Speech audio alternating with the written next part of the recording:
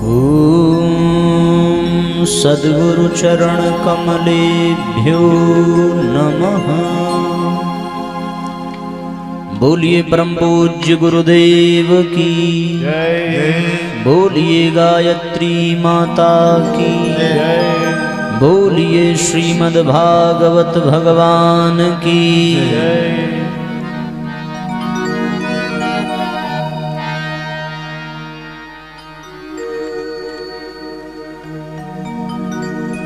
परम पूज्य गुरुदेव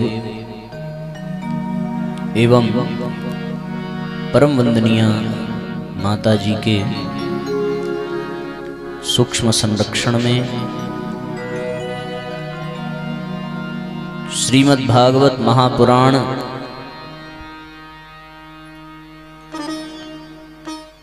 के रूप में प्रत्यक्ष भगवान के ही सानिध्य में विराजमान सप्ताह यज्ञ के तृतीय सत्र में प्रसंग विशेष पर आवाहित पूजित स्थापित समस्त देव शक्तियों को नमन करते हुए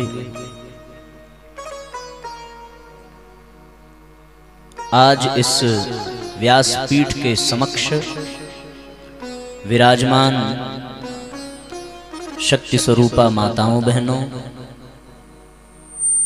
देवतुल्य भाइयों,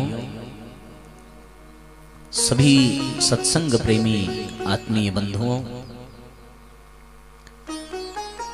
मंच पर हमारे साथ उपस्थित हमारे संगीत के भाई और इसके पूर्व वाली कथा में हमारा साथ देने वाले हमारे बड़े भैया हरिप्रसाद जी आज वो भी हैं। आप सबका हमारी व्यासपीठ की ओर से बहुत बहुत स्वागत, बहुत बहुत अभिनंदन है। साथ ही हमारे गायत्री परिवार के बहुत सक्रिय और वरिष्ठ कार्यकर्तागण और झाबर से भी आने वाले हमारे आत्मीय बंधु, आप सबका भी बहुत बहुत स्वागत, बहुत बहुत अभिनंदन है। आइए हम सभी आज के विषय में प्रवेश करें।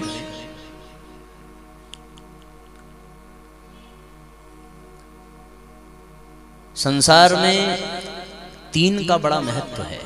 आज तीसरा दिन है। हाँ, तीन संख्या का बड़ा महत्व है, न केवल संसार में बल्कि अध्यात्म में भी तीन की बड़ी विशेषता है। यद्यपि समाज में तीन को लोग बड़ा अशुभ भी मानते हैं, बात बात में कह भी देते हैं तीन तिगाड़ा काम बिगाड़ा पर अपने आध्यात्मिक जगत में देखें तो हर चीज तीन के ही परिप्रेक्ष्य में दिखाई पड़ती है। तीन शक्तियां ब्रह्मा विष्णु महेश, तीन देवियां सरस्वती लक्ष्मी काली, तीन गुण सतोगुण रजोगुण तमोगुण, तीन लोक धरती आकाश पाताल, तीन संरक्षक माता पिता गुरु, त्रिदेव भी तीन, गायत्री मंत्र तीन चरण का, तत्सवितुर्वरेण्यम पहला चरण, भर्गो देवस्य धीमहि दूसरा चरण, धियो यो नः प्रचोदयात् तीसरा चरण। हमारे व्यक्तित्व के तीन अंश हैं, तन, उसके बाद मन और उसके बाद अंतःकरण। तीन तीन की ही विशेषता है, तीन तीन का ही परिप्रेक्ष्य चल रहा है। महाराज दशरथ की तीन रानियां, अष्टांग योग का विभाजन भी तीन योग में, ज्ञान योग कर्म योग भक्ति योग। वेद के भी तीन खंड, ज्ञान खंड, साधना खंड और क्रिया खंड।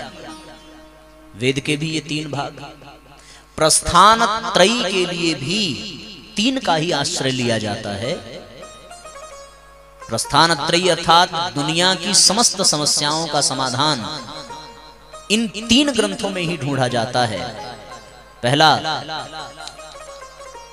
ब्रह्मवाक्य ब्रह्मसूत्र अर्थात दर्शन, दूसरा उपनिषद और तीसरा गीता, श्रीमद् भगवत गीता।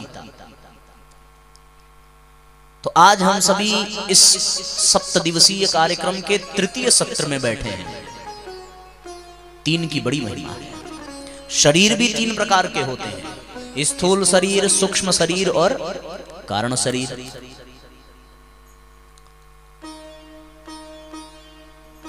तो कुल मिलाकर के कहने का तात्पर्य कि 3 की बड़ी विशेषता है, 3 की बड़ी महिमा है। अतः किसी भी व्यक्ति के व्यक्तित्व को परिष्कृत करने के लिए भगवान भी 3 की व्यवस्था करता है। कैसे? स्थूल शरीर के पोषण के लिए माता पिता की व्यवस्था, सूक्ष्म शरीर के पोषण के लिए आचार्य एवं गुरु की व्यवस्था, और कारण शरीर के पोषण के लिए सद्गुरु की व्यवस्था। गुरु और सद्गुरु में अंतर है। गुरु लौकिक भी हो सकता है। लौकिक गुरु एक व्यक्ति होगा, पर जो सद्गुरु है वो अलौकिक होता है। वो व्यक्ति नहीं, वो शक्ति होता है। स्थूल शरीर के पोषण के लिए माँ बाप की आवश्यकता पड़ती है।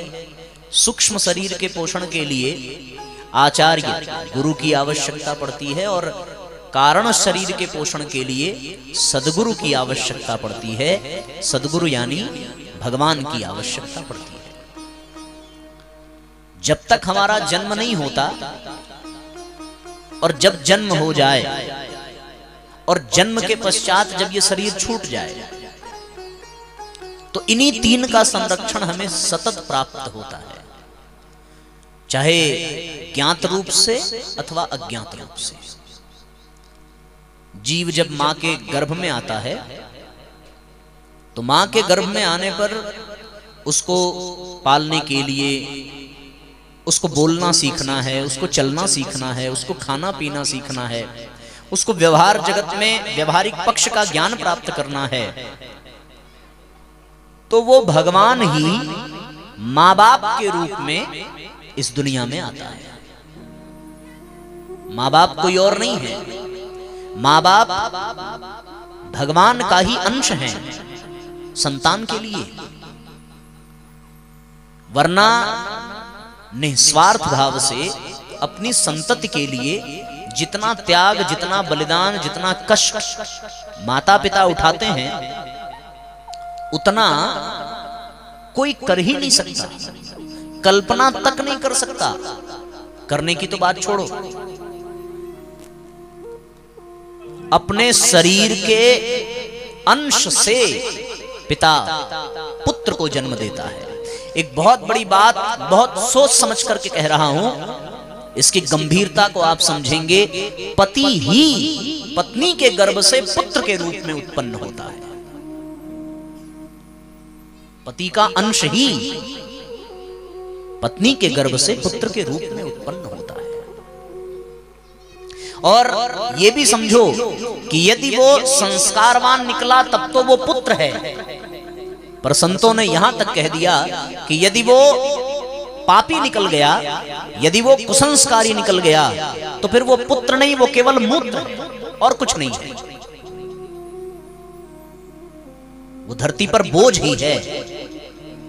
तो उसे संस्कारवान बनाने के लिए, उसे श्रेष्ठ बनाने के लिए भगवान ही माता पिता के रूप में आता है। इसलिए भैया, और वो माँ बाप उसके स्थूल शरीर का विकास करते हैं, उसके अंग अवयवों का विकास करने की जिम्मेदारी माता पिता की होती है। मां के गर्भ में वो जीव है तो उसी गर्भ में ही उसके इंद्रियों का विकास होता है, उसी गर्भ में ही उसके मन का, मस्तिष्क का विकास प्रारंभ हो जाता है। मां जो खाती है नाभि कमल के माध्यम से, नाल के माध्यम से पुत्र को प्राप्त होता है।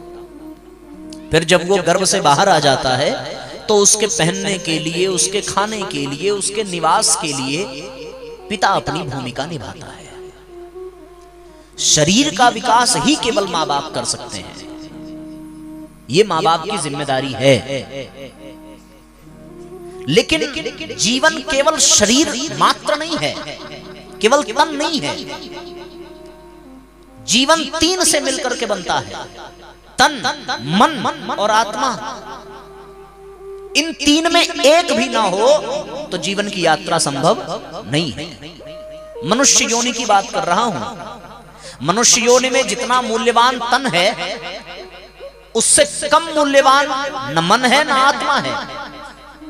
और तन की भी महिमा कम नहीं है। जो लोग ये कहते हैं कि तन पर ध्यान मत दो, केवल साधना करो, अपनी जठराग्नि को मजबूत करो, हठ योग करो, तन की सुख सुविधा मत देखो। पर हमारे गुरुजी ने कुछ और ही कहा। गुरुदेव ने कहा कि इस दुनिया में सबसे बड़ा साथी, सबसे बड़ा सहयोगी केवल और केवल अपना शरीर है, और कोई नहीं है। इसलिए बच्चों, शरीर को कष्ट मत देना। हाँ, शरीर तुम्हें सहयोगी के लिए मिला है, तुम्हारे सहयोग के लिए, कि आत्म कल्याण में जो भी साधना हो उसमें ये शरीर तुम्हारा सहयोगी बने। इस शरीर को भोग में मत लगाना, इस शरीर को सहयोग में लगाना। सहयोग करने वाला ये शरीर सहयोगी के साथ साथ एक दिन उपयोगी बन जाएगा। ठीक है ना? सहयोगी ही उपयोगी होता है। हमारे यहाँ तो आप देखो, सरकार में यह परंपरा है, प्रधानमंत्री, फिर उप प्रधानमंत्री, मुख्यमंत्री, फिर उप मुख्यमंत्री। ये परंपरा है ना? उसी प्रकार ये जो सहयोगी है यही उपयोगी बन जाता है, और फिर उपयोगी बाद में चल करके, जैसे उप प्रधानमंत्री प्रधानमंत्री बनता है, उपराष्ट्रपति राष्ट्रपति बनता है, उसी प्रकार उपयोगी आगे चल करके योगी बनता है। तो ये उपयोगी कब बनेगा? जब सहयोगी बनेगा। तो शरीर के प्रति हेय भावना नहीं रखनी है। जो लोग अपने शरीर के प्रति हेय भावना रखें, जो ये समझें कि साधना के पथ पर ये शरीर रुकावट है, उनकी धारणा गलत है। माता पिता के द्वारा ये शरीर प्रसाद के रूप में प्राप्त हुआ है, और आपको यदि चोट लगे, भगवान न करे ऐसा हो, पर यदि आपके शरीर को कष्ट पहुंचे तो आपसे कहीं ज्यादा दर्द आपके माँ बाप को होता है। इसमें कोई दो राय नहीं है। उसका कारण है, उसका कारण यह है कि तुम्हें जो शरीर मिला है, उस शरीर को योग्य बनाने का काम माता पिता ने ही किया है। मां ने बचपन में कितनी बार मालिश की है, कितना परिश्रम किया है इस शरीर को सुंदर बनाने में। पिता ने कितनी मेहनत की है, कितनी जिम्मेदारियां उठाई हैं इस शरीर को शानदार बनाने में। तो शरीर के पोषण के लिए भगवान ही माँ बाप बन करके आता है। मैं अपने जीवन की घटना बताऊं। एक बार रात में 1:30-2 बज रहा होगा, और मुझे ऐसा लगा कि मेरे पैर पर कुछ चल रहा है, तो थोड़ा सा अचक गया, और जब आंख खुली, लाइट जलाया, तो देखा कि मेरे पैर के पास मेरी मां बैठी हुई है। तो हमने पूछा कि क्या हो गया? तो वो पैर को ऐसे सहलाते सहलाते रोने लगी और कहने लगी कि दिन में 8 बार मालिश करती थी, भगवान ने मुझसे ये भी छीन लिया। अब उसका ये कहना कितने दर्द में रही होगी, कितने कष्ट में रही होगी कि पूरा परिवार सो रहा है और केवल वही जग रही है।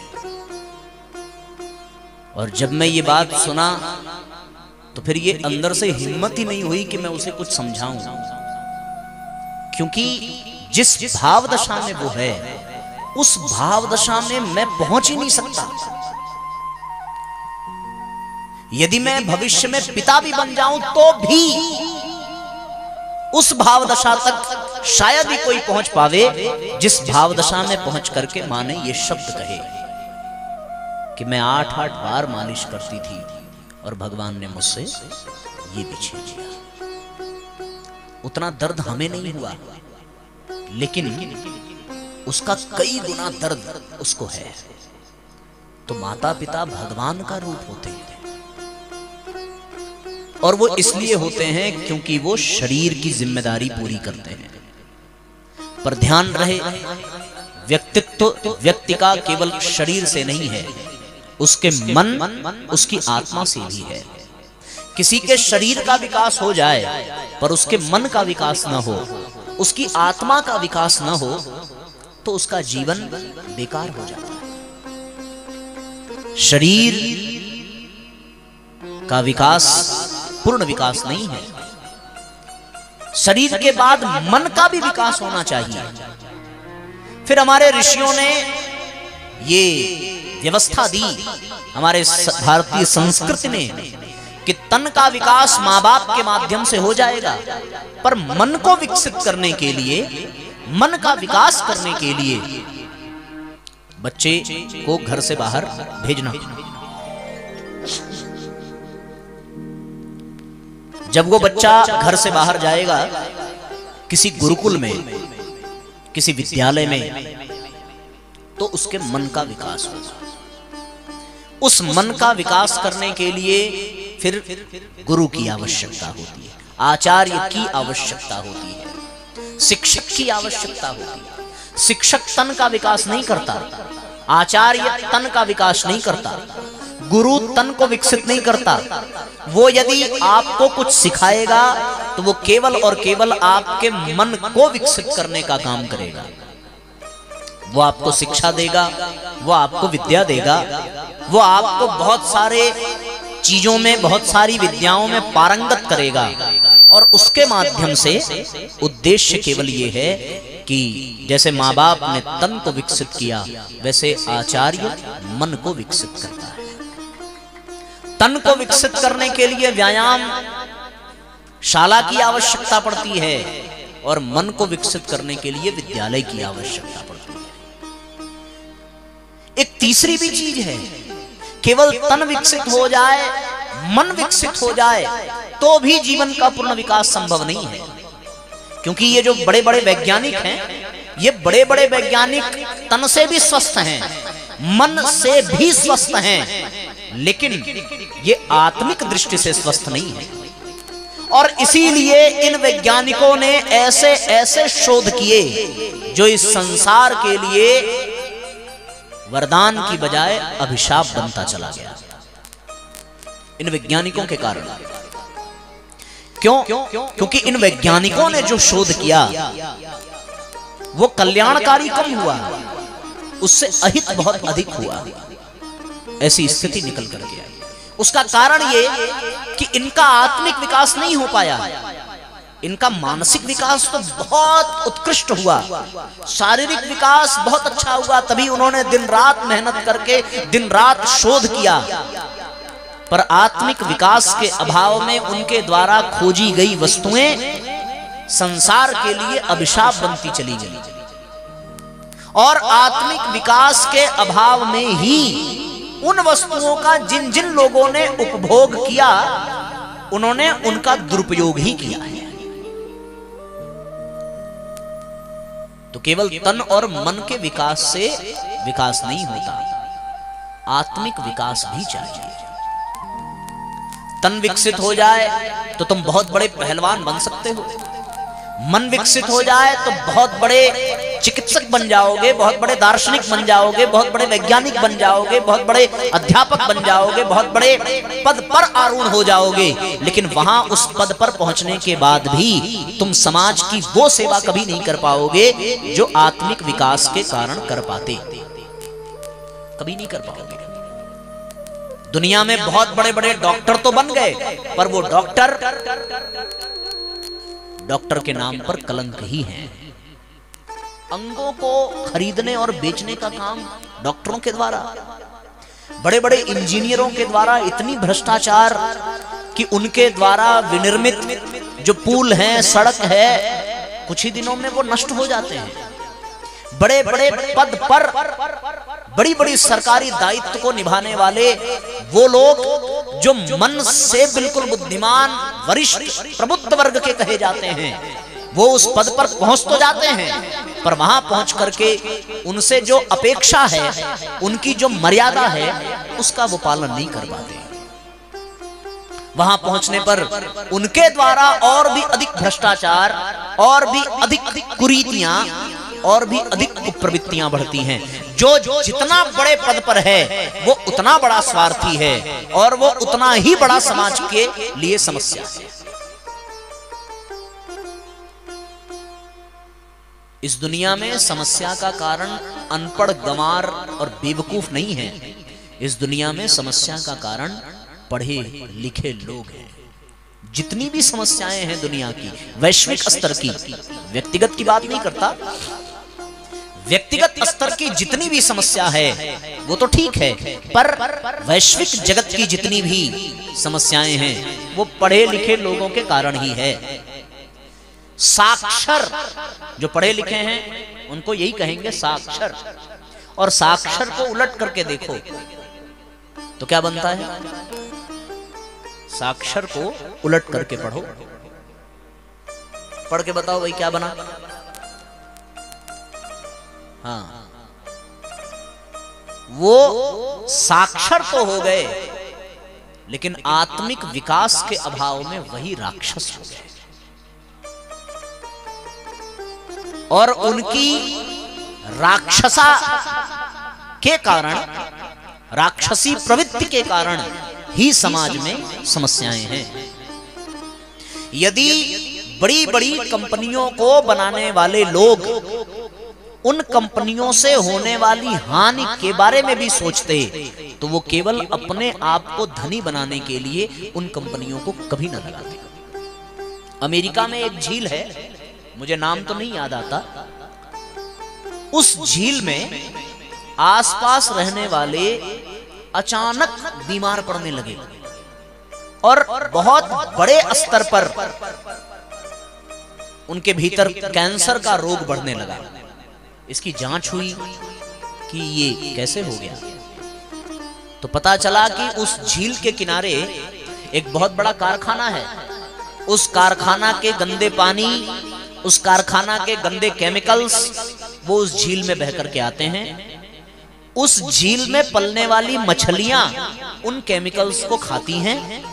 मछलियों को चीर करके देखा गया, उनके पेट में पारा निकला, और उन मछलियों को अगल बगल रहने वाले लोग खाते हैं, और उनके खाने से उनके शरीर में कैंसर हुआ।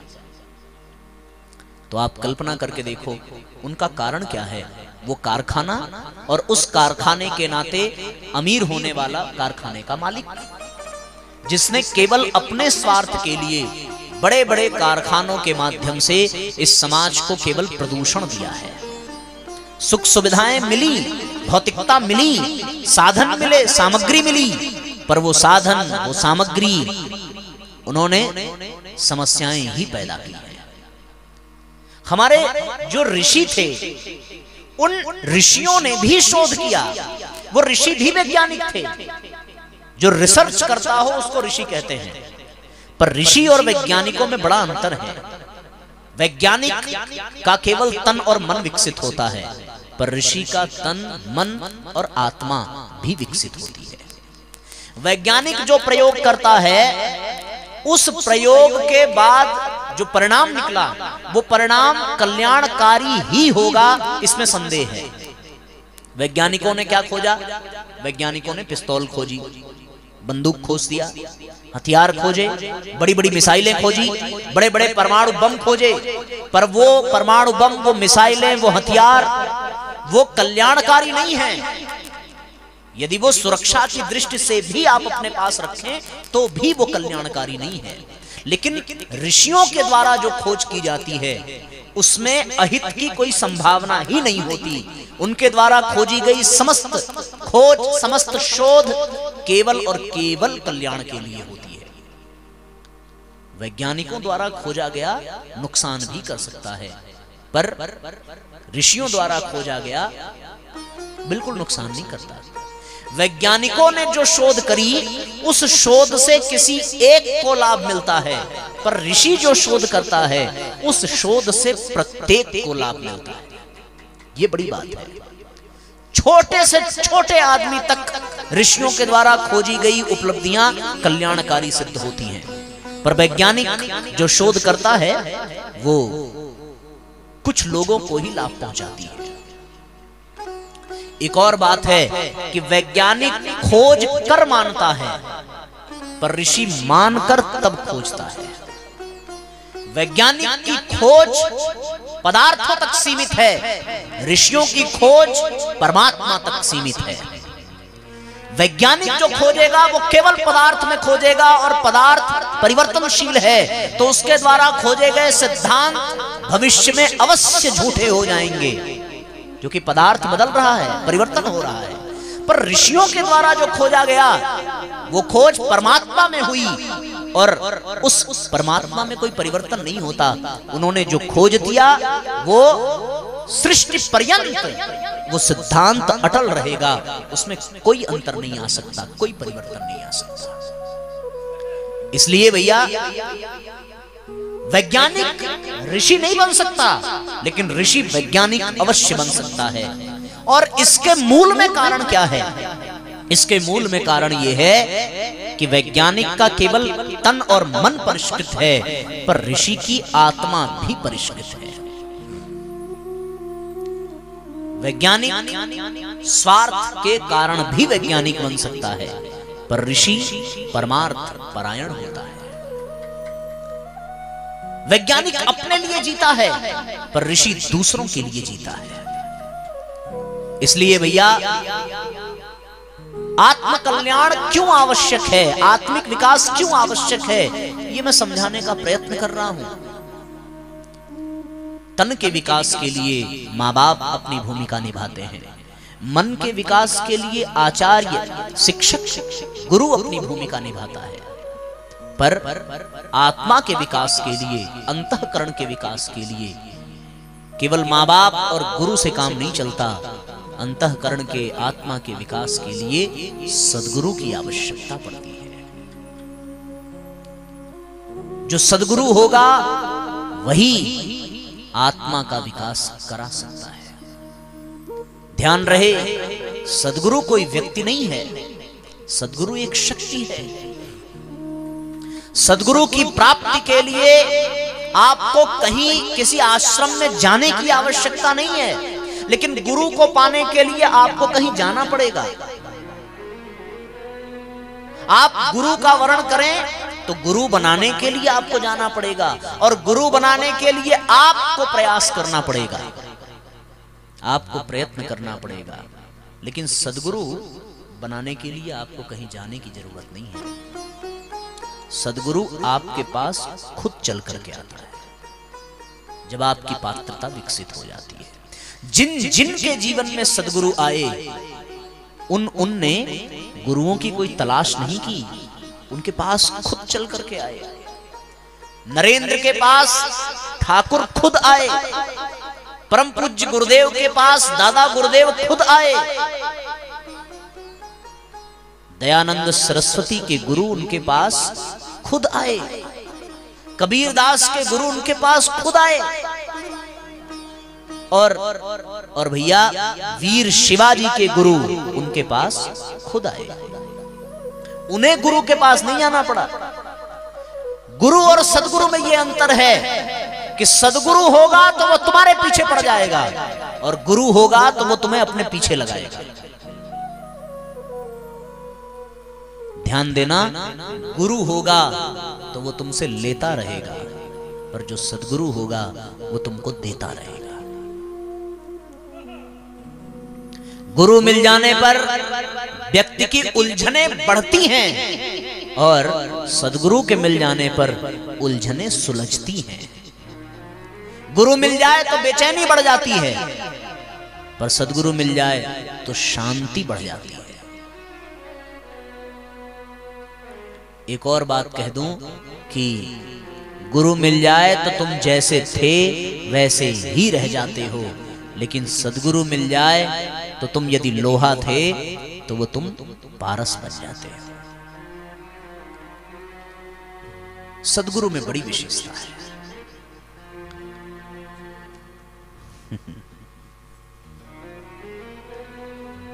देखो, गुरु मिलेगा तो गुरु के चरणों में तुम पुष्प चढ़ाओगे, और सदगुरु मिलेगा तो दुनिया तुम्हारे ऊपर फूल फेंकेगी। ऐसा है। सदगुरु मिलेगा तो तुम्हारे ऊपर पुष्प वर्षा होगी, और गुरु मिलेगा तो तुम पुष्प लेकर के मारते फिरोगे, कहीं मिल जाए तो चढ़ा दो, कुछ कर लो।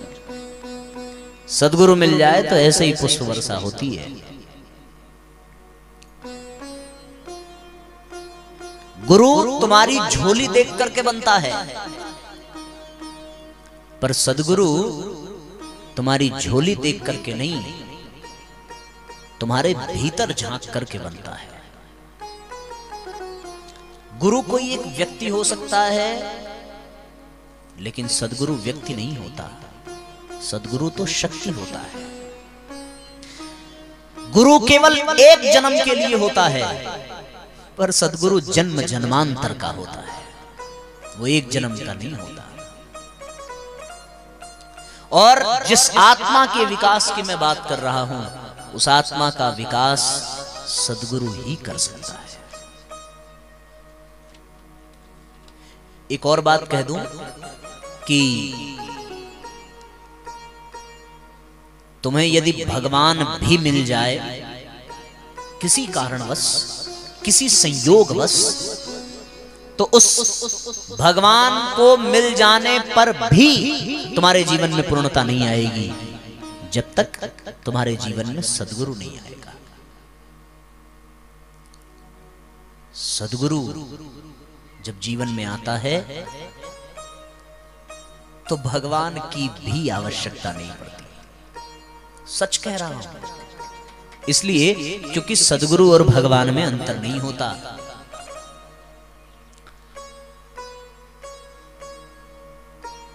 सुभाष भैया, एक बात आपको बताऊं कि गुरु बराबर आते रहते हैं, हर गली मिल जाएंगे, हर चौराहे पर मिल जाएंगे, पर सदगुरु एक कल्प में एक बार आता है। एक कल्प में एक बार आता है। कल्प समझते हो ना?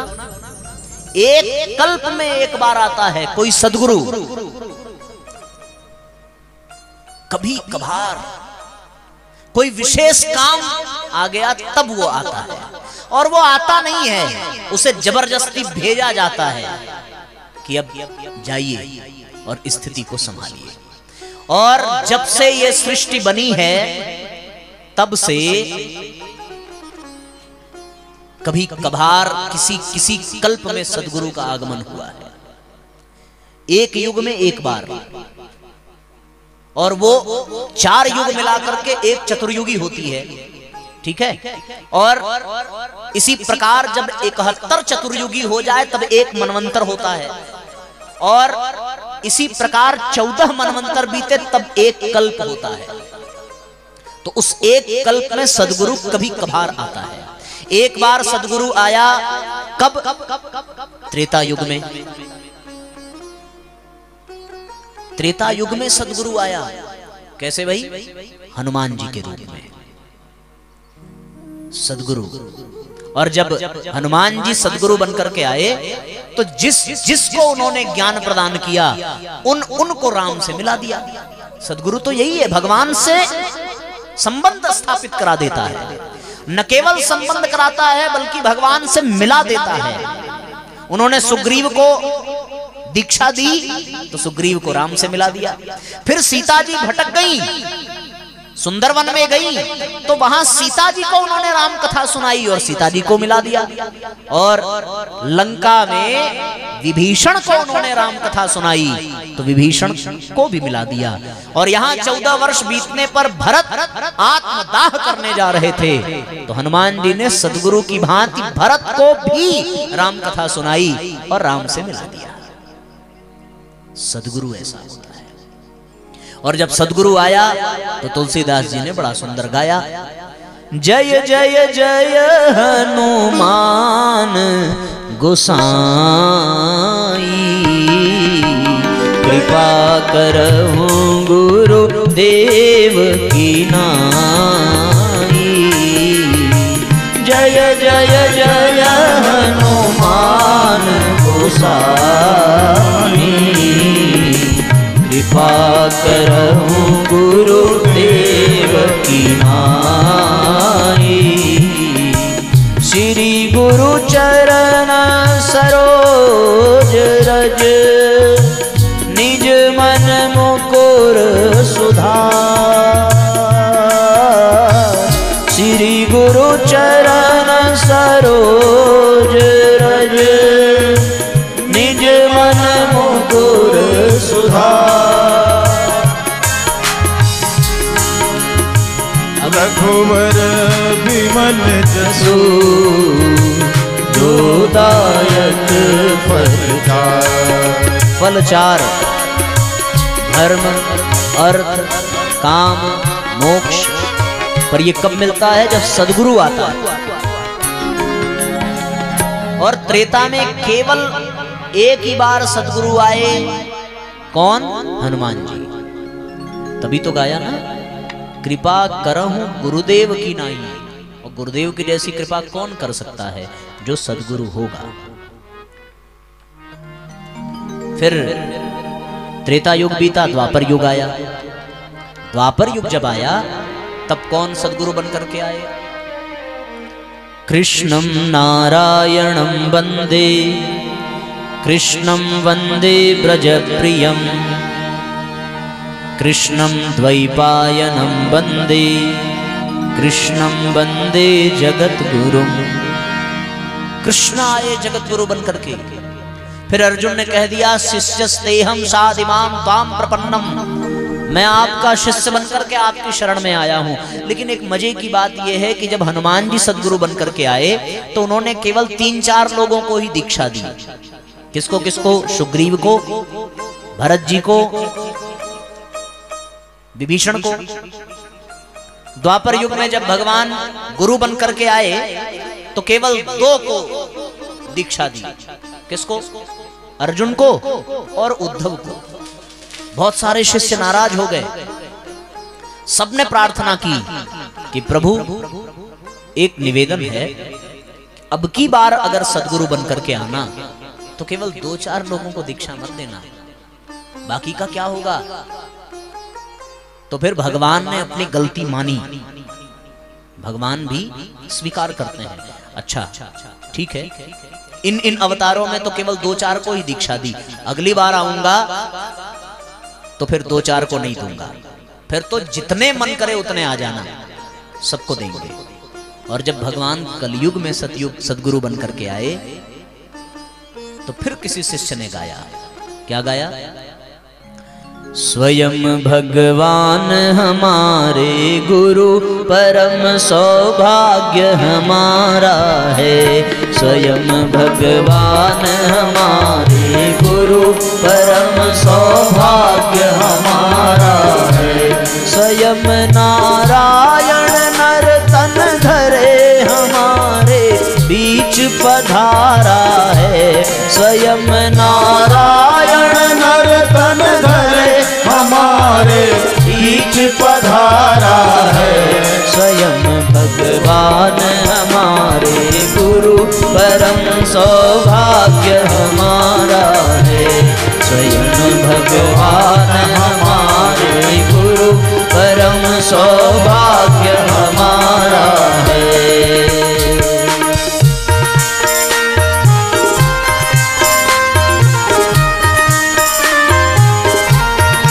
एक साथ तालियां बजाइए।